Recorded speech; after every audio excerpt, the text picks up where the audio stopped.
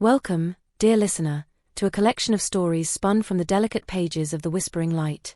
Each tale held within this enchanted tome was lovingly crafted by the gentle hand of Queen Simone, the kind-hearted ruler of the Kingdom of Tranquil Dreams. Her words are a soothing melody, a balm for restless hearts, and a guiding light through the wonders of imagination. So, let your mind drift, and your heart be light, for what you are about to hear is no ordinary story. It is a gift, passed down through the ages, meant to bring joy, laughter, and a touch of magic to all who listen. This tale is called The Lightbringer's Ember. The village of Oakdale had always been a place of warmth and laughter, nestled in a valley surrounded by lush forests. Children played in the meadows, merchants bustled through the marketplace, and the air was filled with the scent of wildflowers. But lately, something has changed.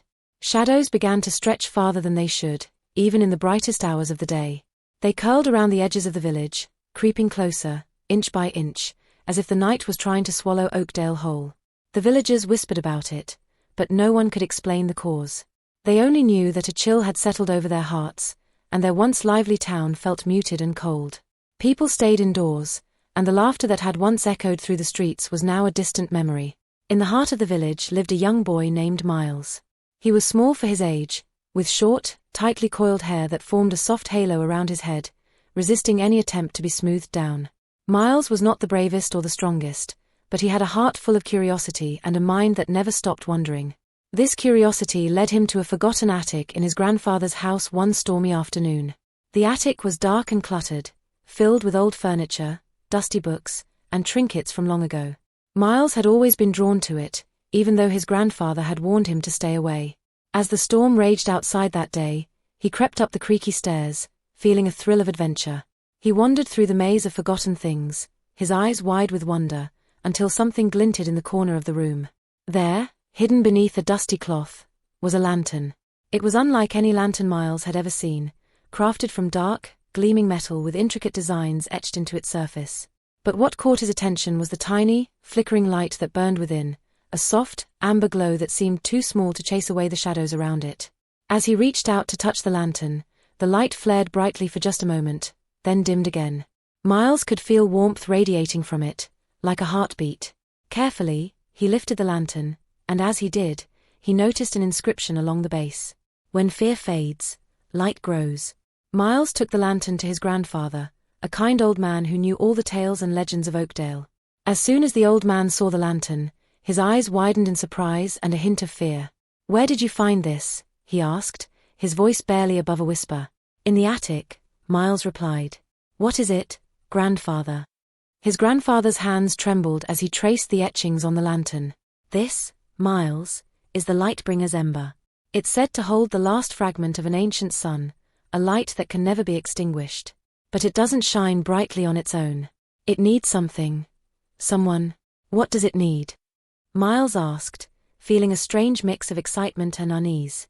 "Courage," his grandfather said, looking at him with a seriousness Miles had never seen before. "The lantern responds to bravery. It glows brighter when the one who holds it confronts their fears. It was created to protect Oakdale from the darkness that surrounds us now, but no one has been able to keep it alight. Not for many years." Miles swallowed, staring at the dim, flickering light. "But, what if I can?" His grandfather's eyes softened, and he placed a hand on Miles's shoulder. "Then you, my boy, might be Oakdale's last hope." Miles set out with the lantern the next day, determined to see if he could make it shine. He was scared, terrified, even, but he was also curious, and that curiosity kept him moving forward. As he walked through the village, the shadows seemed to reach out, tugging at his clothes and whispering doubts into his ears. "You're too small, too weak. You can't do this." But Miles gripped the lantern tightly, and with every step, he whispered back, "I have to try." The first test came that afternoon near the old mill. A group of older boys had gathered there, laughing and boasting as they dared each other to cross the rickety bridge over the fast-moving river. Miles had always been afraid of that bridge, and the boys knew it. They taunted him, daring him to try, knowing he would back down. But today was different. Miles could feel the lantern's warmth in his hand and remembered his grandfather's words. Taking a deep breath, he stepped onto the bridge. The wood creaked under his weight, and the river roared below, but he kept his eyes on the other side, forcing himself to move one foot in front of the other. The boys stopped laughing as they watched him. Miles's heart pounded in his chest, but he didn't stop. When he reached the other side, the lantern flared, glowing brighter than it had before. The shadows around him receded momentarily, and the air felt lighter. Miles looked down at the lantern, amazed. He had done it. He had faced his fear, and the light had grown. Word of Miles's courage spread through Oakdale, and people began to whisper about the boy with the lantern. Some were inspired, while others were skeptical, but everyone was watching. Miles felt the weight of their eyes on him, but he also felt a sense of purpose. If he could make the lantern shine brighter, maybe, just maybe, he could drive the darkness away for good. But the shadows weren't going to give up easily. That night, as Miles lay in bed, he heard the whispers again, louder this time. They hissed through the cracks in the walls, wrapping around him like a cold, suffocating fog. You'll fail. You're not strong enough. Go back before it's too late. Miles clenched his fists, trying to push the whispers away, but they grew louder, more insistent. Then, he remembered the warmth of the lantern, the way it had shone when he had crossed the bridge. Slowly, he reached out and touched it, letting the light fill his mind. The whispers faded, and Miles felt a calm, steady strength take their place. He realized then that the shadows weren't just outside, they were inside him, feeding off his doubts and fears. If he was going to keep the lantern alight, he would have to face them head-on. The next few days were a blur. Miles ventured into the deepest, darkest corners of Oakdale, places he had always avoided, the abandoned mine, the old, creaking windmill, and the overgrown woods at the edge of town. He felt the shadows closing in each time, trying to overwhelm him with fear. But with every step he took, the lantern's light grew more assertive. He learned to listen to the warmth it provided and let it guide him when his courage faltered. It was as if the lantern could sense his resolve and rewarded him by pushing back the darkness. He wasn't alone, either. Some of the villagers began to follow him, inspired by his bravery. They brought their own lanterns, and though they did not shine as brightly, they added to the light, creating a small but growing beacon that pushed the shadows away. For the first time in weeks, Miles saw hope in the faces of the people around him. And for the first time, he began to believe that they might actually succeed. Miles continued his quest as the days passed, facing new challenges that tested his courage. The lantern's light shone brighter, and with it, the shadows in Oakdale began to retreat. The villagers noticed, and hope started to bloom where despair had once taken root. People began gathering at the village square, sharing stories of their fears and how they were trying to confront them. It was a quiet, collective effort, and slowly, the lanterns of the villagers started to burn a little brighter, too. But the shadows were not defeated yet. They had been biding their time, gathering strength, and on the night of the new moon, they launched their final assault. The darkness upon Oakdale was unlike anything the village had ever seen. It was a thick, suffocating blanket that smothered the light, plunging the town into a silence so deep it felt like the world had stopped breathing. Miles stood in the village square, clutching the lantern tightly. He could feel its warmth, but the light was flickering, struggling to hold back the encroaching darkness. All around him, the villagers huddled together, their faces pale with fear. They had come to rely on the lantern's light, but now it seemed even that might not be enough. For a moment, Miles felt his own doubts creeping back in. What if he failed? What if the light went out, and the darkness swallowed them all? The lantern had brought them this far, but now, at the very end, it seemed powerless. He wanted to give up, to let the shadows win, and just disappear into the darkness. But then he heard a voice, soft and trembling but filled with determination. Lift your chin, Miles. I can imagine you think you are alone in this, but you certainly are not. Stephen, one of the older villagers, had always been skeptical of Miles's efforts. Stephen stepped forward, holding a small lantern of his own. We're here with you, my boy. We can do this together. Another voice joined in, and then another. Soon, the square was filled with voices, each one offering encouragement, each one a tiny flicker of light in the darkness. The villagers began to raise their lanterns, creating a circle of light around Miles. It was small and fragile, but it was there. Miles took a deep breath, feeling the warmth spread through him again. The lantern in his hands flickered once more, then began to glow brighter than ever. It was as if it had found new strength, drawing power not just from his courage but from the courage of everyone around him. He turned to face the darkness, and for the first time, he wasn't afraid. The shadows surged forward, coiling and twisting, trying to snuff out the light. But Miles didn't back down. He raised the lantern high, and its light blazed, pushing the darkness back. The shadows hissed and writhed but couldn't escape the light's reach. As the lantern's glow intensified, the villagers' lanterns began to shine brighter, too.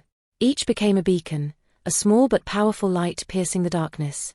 The shadows recoiled, shrinking away from the collective strength of the village. It was as if the lantern's light had become a conduit, connecting them all, giving them the courage to stand together. But the shadows had one last trick up their sleeve. They gathered, coalescing into a massive, monstrous form, towering over the village. It was a twisted, nightmarish creature with glowing orange eyes and jagged, gaping mouths that stretched open to devour the light. The villagers gasped, their lanterns wavering, but Miles stepped forward, his grip on the lantern unyielding. "You can't have Oakdale, and you can't have us," he said, his voice steady. "We're not afraid of you anymore." The creature rushed forward, its shadowy talons reaching for Miles. But as it drew close, the lantern flared, blindingly bright, and the creature shrieked, recoiling in agony. The light spread, forming a protective barrier around the village, and the shadows shrank back, unable to touch it. The battle was fierce, but the villagers didn't give up. They stood their ground, their lanterns shining with renewed vigor. The shadows grew weaker with each wave of light, and the monster's form began to crumble. The darkness that had once seemed so powerful was now nothing more than a whimper, a faint echo of fear that could no longer hold them back. Finally, with a last, desperate scream, the shadow creature dissolved, its form disintegrating into wisps of smoke that faded into the night. The darkness lifted, and the village was bathed in a gentle, warm glow as if the sun had just risen over the horizon. The village of Oakdale was quiet as the dawn approached, the sky painted with soft hues of orange and pink. Miles stood in the center of the square, the lantern still glowing brightly in his hands. The villagers gathered around him, their faces filled with awe and relief. They had faced their fears, and they had won. Stephen stepped forward, a smile tugging at the corners of his mouth. You did it, Miles. You kept the light burning and banished the darkness." Miles shook his head, a smile of his own spreading across his face. "We all did it. It wasn't just me. I couldn't have done this by myself." The villagers nodded, and a murmur of agreement rippled through the crowd. It was true, they had all played a part. They had all courageously stood together and faced the darkness that threatened to consume their home. And in doing so, they had discovered a strength they hadn't known they possessed. Miles looked down at the lantern, its warm light reflecting in his eyes. He had set out to keep the lantern alight, to chase away the shadows, but he had found something far more precious. He had found the courage to believe in himself and helped others find that courage, too. As the first rays of sunlight touched the village, the lantern's light began to fade, growing softer and gentler until it was just a small, steady ember. But it wasn't gone. It would never be gone as long as there were people who were willing to keep it burning. In the days that followed, Oakdale slowly returned to its former self. The laughter and joy that had been missing for so long returned, filling the streets with life. The villagers no longer lived in fear of the shadows.